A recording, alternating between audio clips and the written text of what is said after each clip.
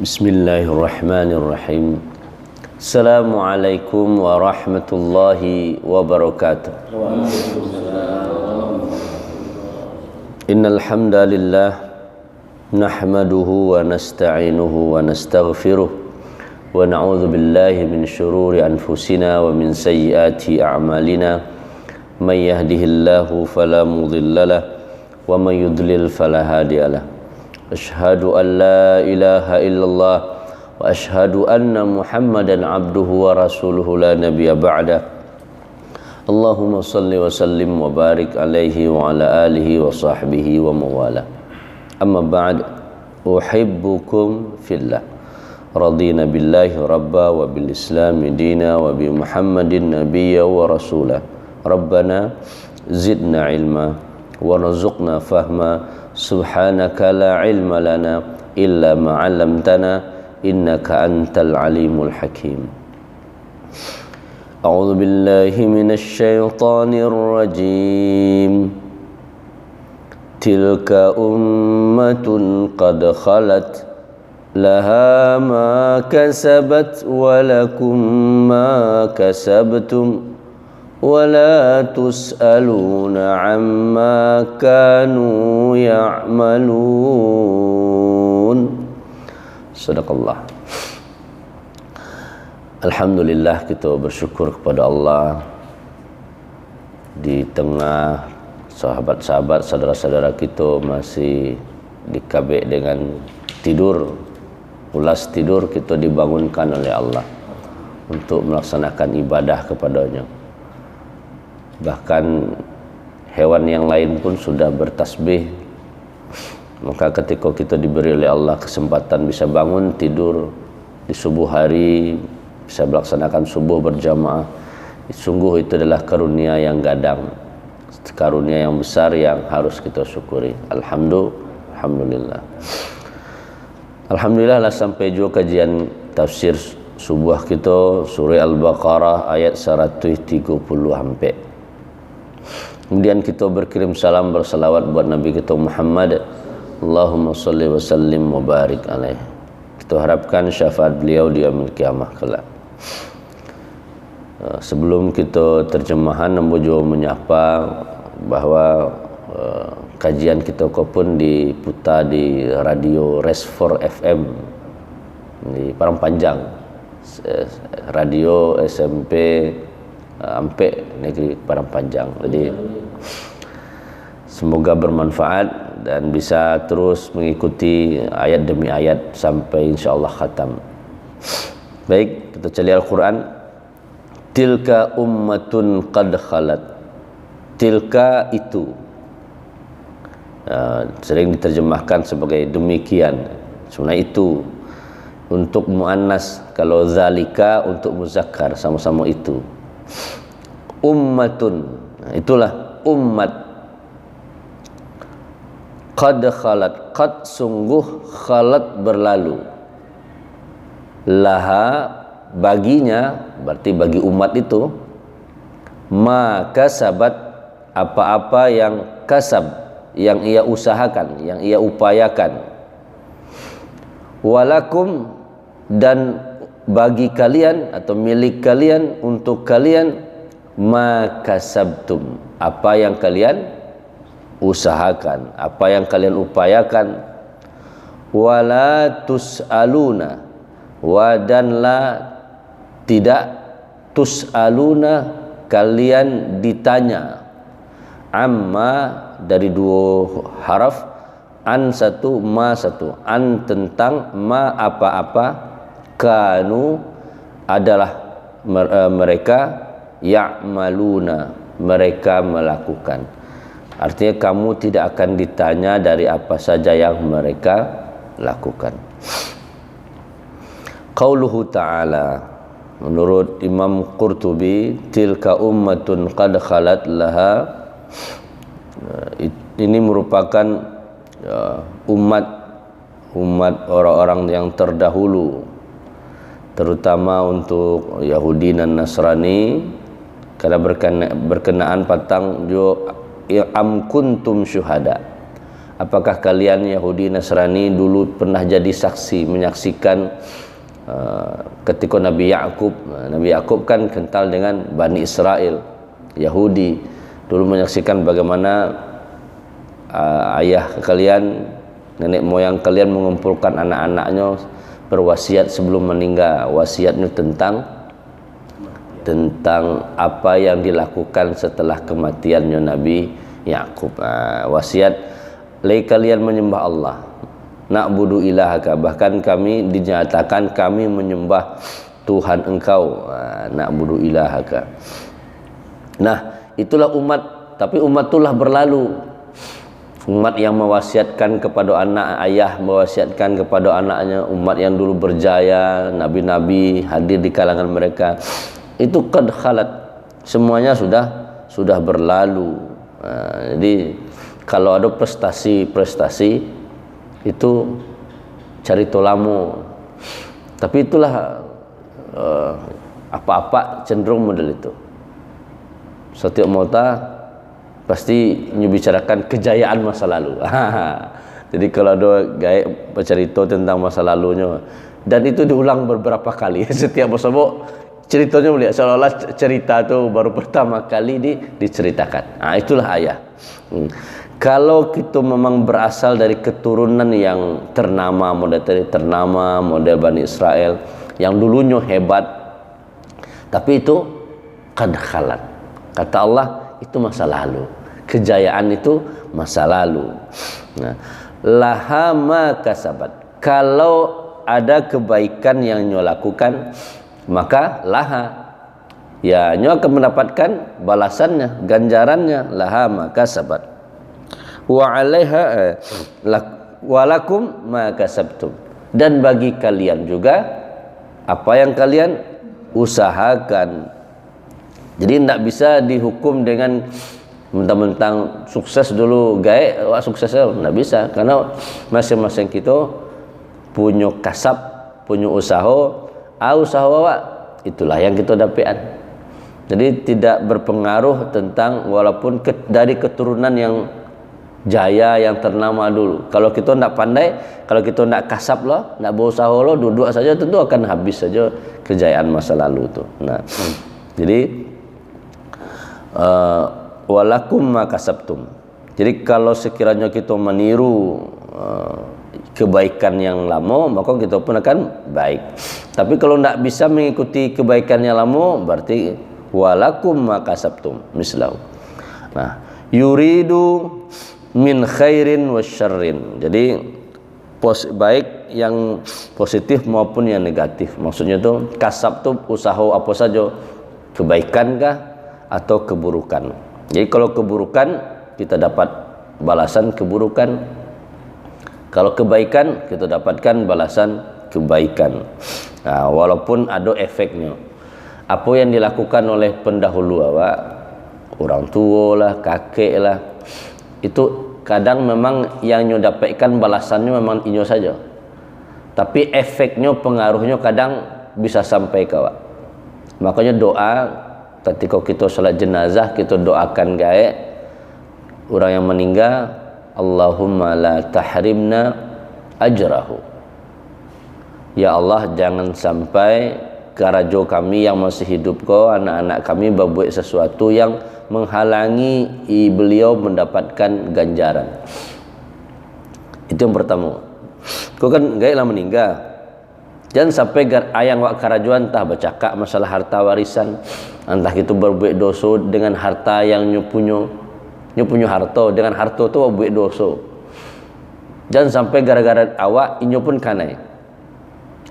Wala taftinna ba'dahu. Yang kedua sebaliknya, jangan sampai gara-gara karajoinyo dulu kami mendapatkan fitnah kini.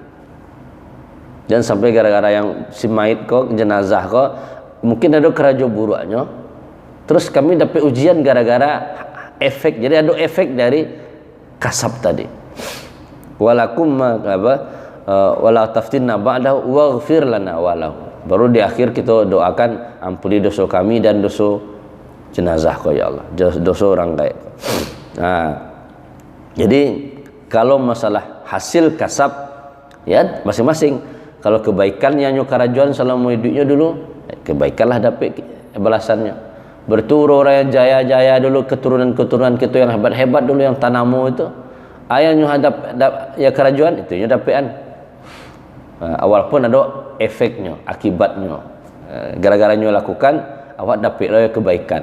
Atau sebaliknya, gara-gara keburukan, awak dapat lo tacorang dahi hitam di dahi.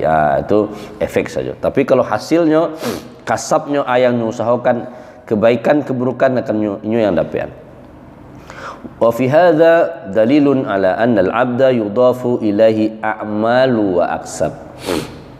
Maka berdasarkan ini, ayat ini merupakan dalil bahwa seorang hamba itu yudafa disandingkan berdasarkan amalnya atau dan usahanya. Apa ayangnya kerajuan, apa yang nyo usahakan. Wa in kana Allahu ta'ala aqdarahu ala dhalik in kana khairan fa bi fadlihi. Kadang Allah tetapkan takdirnya ketika nyoba usaha, apapun usahanya itu hanya bagian dari usaha seorang hamba, tapi tetap aqdara, Allah yang takdirkan. Kita hanya amal, kita hanya usaha. Mulai kini kita usaha amal, kita usaha bangun subuh, berbuat baik. Tujuannya apa? Ya supaya Allah bahagia, kebaikan untuk Allah. Tapi ketika Allah takdirkan kebaikan itu dapat dapat, maka bifadlihi, itu karena Allah. Jadi bukan gara-gara usaha awak, karena Allah. Jadi kalau ahlu sunnah itu pikirannya usahaku bagian dari ibadah saja, hasilnya itu karunia Allah. Sebaliknya wa in kana syarran fa bi'adlihi, ya kita lah berusaha ternyata buruk hasilnya, itu fa bi'adlihi, itu atas keadilan Allah. Allah tu maha adil. Menurut awak mungkin rugi dari sisi manusia, menurut awak ya celaka, menurut awak musibah, tapi bagi Allah ini bentuk keadilan Allah. Ada tujuan lain Allah memberikan sesuatu yang tidak enak bagi awak, entah masalah harta, entah masalah keluarga, entah masalah apa saja yang menurut awak buruk, tapi menurut Allah ini bentuk keadilan Allah. Patang ada yang bertanya anak-anak tentang doa dikabulkan oleh Allah. Apakah sadanya doa dikabulkan oleh Allah? Kenapa awak acok berdoa, Ustaz, tapi bakun dikabulkan oleh Allah? Nah, ketika doa kita dikabulkan oleh Allah itu bifadlihi, itu karunia Allah. Tapi ketika kita latihan tidak dikabulkan oleh Allah, itu bentuk keadilan Allah. Boleh jadi ada maksud lain Allah ketika doa kita tidak dikabulkan, atau hal-hal yang lain, atau jangan-jangan memang gara-gara dosa tidak dikabulkan, atau gara-gara yang haram di tubuh awak, pakaian entah apapun, entah daging atau darah yang mengalir dari yang haram, terus tidak Allah kabulkan. Itu kan adil Allah. Orang yang soleh dikabulkan, yang tidak soleh dikabulkan, kan berarti bagaimana tentang keadilan. Jadi ketika musibah datang, boleh jadi itu bentuk keadilan. Sakit yang kita terima, boleh jadi itu keadilan Allah. Apa adilnya? Dengan sakit itu Allah gugurkan dosa-dosa, akan ada kompensasinya. Jadi bagi seorang hamba, in kana khairan, kalau sekiranya yang baiknya dapetan dari hasil amalnya, dari usahanya, itu karunia Allah. Itu bonus saja tuh. Tujuan kita hanya beribadah karena Allah, beramal karena Allah. Kalau in kana syarran, kalau yang buruk dapat dawa, itulah bentuk keadilan Allah. Itu yang bagi Allah ya mungkin layaknya kita dapat ikut. Alhamdulillah. Berarti baik buruk ancak saranya dia orang berimannya. Timpa musibah nyo sabar. Dia gi rezeki bersyukur. Syukur itu baik untuknya. Kan itu kagum para malaikat tentang orang-orang muslim. Itu mazhab ahlus sunnah, itu pendapat ahlus sunnah yang kita amalkan. Jadi kita berusaha kok hanya ibadah saja, pergi ke sawah, ke ladang mengajar apapun, ya kau usaha saja. Hasilnya terserah Allah.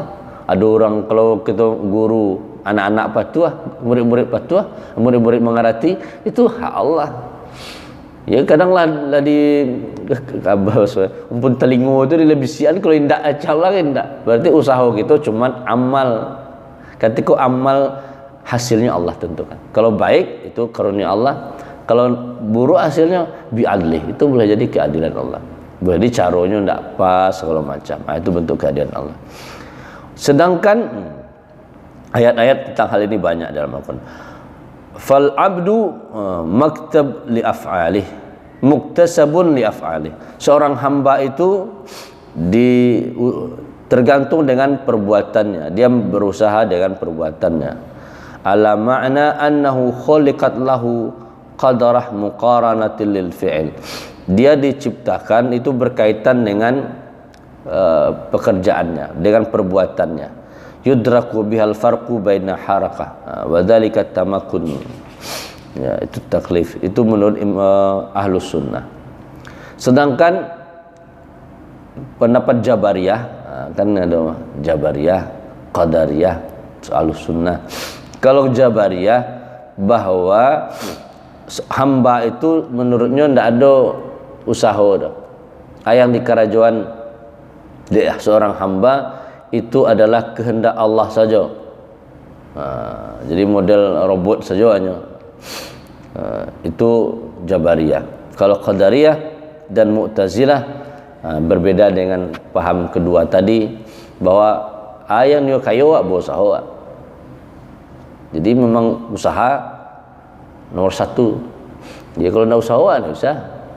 Jadi kita Ahlus Sunnah tidak hanya usaha saja, tapi hasil akhirnya Allah yang aqdara, Allah yang mentakdirkan, Allah yang memberikan. Sama-sama usaha, waktunya sama dari pagi jam 8 sampai jam 4, tapi nan dibawa pulang kan beda-beda. Ada yang dibawa pulang ya gaji dia bawa pulang, ada barang-barang kantua dibawa pulang, macam-macam. Jadi yang dibawa itu rezeki itu beragam walaupun usaha sama, karena Allah yang tentukan. Itulah laha ma kasabat walakum ma kasabtum. Jadi yang diusahakan di orang dulu, inilah itu yang nyodapean. Jadi jangan terlalu berbangga dengan kita keturunan orang-orang hebat kok, keturunan ternama. Wala tus'alu na'amma kanu ya'malun. Dan kalian tidak akan ditanya nanti, disoal nanti. La yu'akhidhu ahadun bidzambi ahad. Seorang tidak akan memikul dosa orang lain. Begitupun kebaikan, dosa tidak. Mithla qaulihi ta'ala wala taziru waziratan wizra ukhra. Seseorang tidak akan memikul dosa orang lain. Ya kan yang wak kerajaan tu, yang wak dapean, kecuali perbuatan yang bisa membuat kebaikan yang baru. Dakwah misalnya. Saya mengajak kepada kebaikan, diajaknya orang, ini di kerajaannya, jadi pahalanya itu kan berdasarkan usaha dakwahnya, mengalir itu karena usaha dakwahnya. Tapi apa yang diusahakan masing-masing, orang kerajaannya tidak akan kita yang ditanya. Kita yang ditanya dakwahnya, ada nak diajak kayaknya diingat andaknya, lah selesai. Wala tus'aluna amma kanu ya'malun wala tahmilu hamilatun thiqala ukhra. Seseorang tidak akan memikul beban yang dipikul oleh orang lain. Masing-masing punya beban, pikul surang-surang. Jadi ayat ko mengajarkan kita, pertama adalah bahwa ya kita memang punya keturunan mungkin atau nenek moyang yang hebat, kakek-kakek, ayah, tapi itu sudah berlalu, qad khalat. Kini awak yang buat sejarah baru, yang buat hebat loh. Yang mereka usahakan, mereka akan dapatkan balasannya. Kalau elok lo dapatnya, kalau buruk lo dapat. Kita pun model tu, walakum ma kasabtum. Yang kita lakukan, itu loh yang akan kita dapatkan. Maka perhatikan kini yang sedang kita usahakan. pastikan isinya kebaikan. Jangan sampai yang buruk-buruk. Kalau yang dulu-dulu bisa mewasiatkan ke anaknya, berarti kita pun harus mewasiatkan kebaikan itu kepada anak-anak. Tapi jangan sampai harus ada tanda mukaddimatul maut. Jangan lo tunggu sampai ada tanda-tanda kematian baru kita berwasiat, baru kita ajana elok. Dari kini disiapkan sehingga wasiat hanya penegas saja oleh. Karena Allah tabiaso dengan kebaikan dan dengan mengamalkan bahwa Allah Tuhannya, Allah ilahnya, Allah Rabbnya. Wala tus'aluna amma kanu ya'malun. Ingat, kita tidak akan memikul dosa orang lain. Baik, di akhir kita sama-sama berdoa kepada Allah. A'udzubillahi minasyaitonirrajim. Bismillahirrahmanirrahim. Alhamdulillahi rabbil alamin, wassalatu wassalamu ala asyrafil anbiya wal mursalin wa ala alihi wa sahbihi ajma'in. Allahumma ighfir lana dhunubana wa liwalidina warhamhum kama rabbawna shighara wa li jamil muslimina wal muslimat wal mu'minina wal mu'minat al ahya'i minhum wal amwat wa tabi' bainana wa bainahum bil khairat. Rabbighfir warham wa anta khairur rahimin. Wa khasatan ya Allah, untuk orang tua kami yang sudah meninggal, ampuni dosa mereka ya Allah, rahmati mereka. Allahumma ighfir lahum warhamhum waj'alil jannata mathwahum. Jadikan surga tempat mereka ya Allah, jadikan kuburan mereka seperti taman-taman surgamu ya Allah. Pertemukan kami di surga firdausmu kelak ya Allah. Untuk orang tua kami yang masih hidup, sehatkan mereka ya Allah, panjangkan usia mereka dalam kebaikan, husnul khatimah biqauli la ilaha illallah. Beri kami terus kesempatan, kemampuan untuk berbakti kepada mereka ya Allah. Rabbana hablana minas salihin, Rabbana hablana min azwajina wa dhurriyyatina qurrata a'yun waj'alna lil muttaqina imama. Rabbana la tu'akhidhna in nasina aw akhtana. Rabbana wa la tahmil alaina isran kama hamaltahu ala alladhina min qablina. Rabbana wa la tuhammilna ma la taqata lana bih wa'fu 'anna waghfir lana warhamna anta maulana fansurna 'alal qaumil kafirin. Ya muyassir kull 'asir, yassir 'alaina kull 'asir lianna kull 'asir 'alaika yassir. Ya Allah, kami, saudara kami, keluarga kami mungkin yang sedang susah, butuh hajat yang banyak, kebutuhan penuhi ya Allah, cukupkan ya Allah, agar mereka terus bisa lebih dekat kepada Engkau ya Allah. Untuk saudara kami, keluarga kami yang sakit di rumah sakit maupun di rumah, sehatkan ya Allah, agar mereka bisa kembali beribadah dengan sempurna kepadamu. Jadikan sakitnya penggugur dosa-dosa dan kesalahan mereka. Rabbana atina fid dunya hasanah wa fil akhirati hasanah wa qina adzabannar. Sallallahu ala khairi khalqihi Muhammadin wa ala alihi wa sahbihi ajmain. Walhamdulillahi rabbil alamin.